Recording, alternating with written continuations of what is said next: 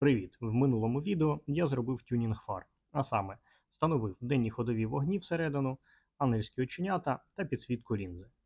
Виглядає класно, але ззовні фара не така прозора, як мені хотілося. 3 місяці тому я зробив наступне. Я зашкурив фару і вкрив її лаком. Перші 2 місяці виглядало дуже класно і дуже прозоро. Але на 3-й місяць почали з'являтися маленькі цяточки, тобто цей варіант має право на життя, але на невеликий термін. Наприклад, якщо потрібно продати автомобіль. Тому я вирішив зробити все більш капітально, а саме відполірувати фару і обклеїти фару бронеплівкою.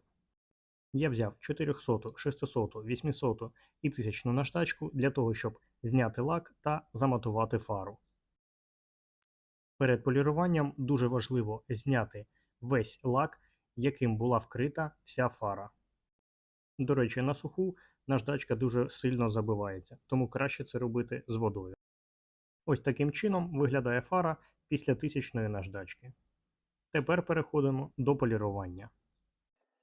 Кругом маленького діаметру досить зручно полірувати фари. Особливо, якщо вони такої форми, як на лагуні 3-го покоління, а саме вигнуті в усі боки. І ось так після полірування виглядають наші фари.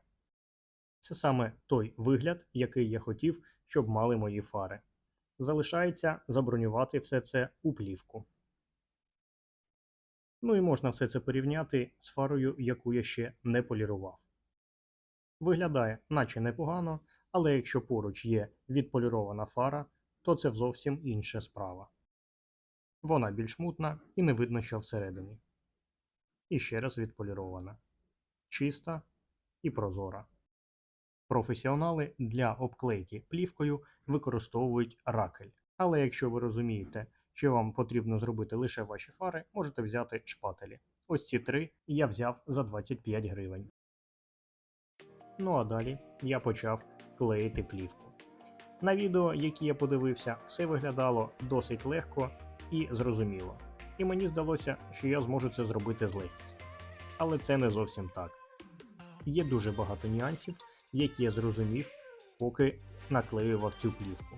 А саме, як правильно підрізати плівку, як правильно розгладжувати плівку, так, щоб не було складу. Чому її потрібно клеїти саме на мильний розчин. Також я зрозумів, як правильно натягувати плівку перед тим, як починати розгладжувати. А головне, я зрозумів, що я обрав невірну фару для того, щоб вчитися. Бо фара від 3-ї лагуни є досить складна в обклеюванні. Плюс до всього я обрав невірний край для того, щоб починати розгладжувати плівку.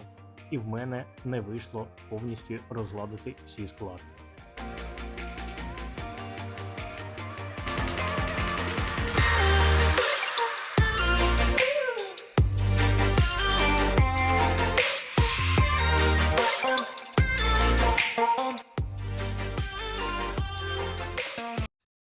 Але все ж таки допустив забагато помилок, і тому першу плівку мені довелось просто зняти.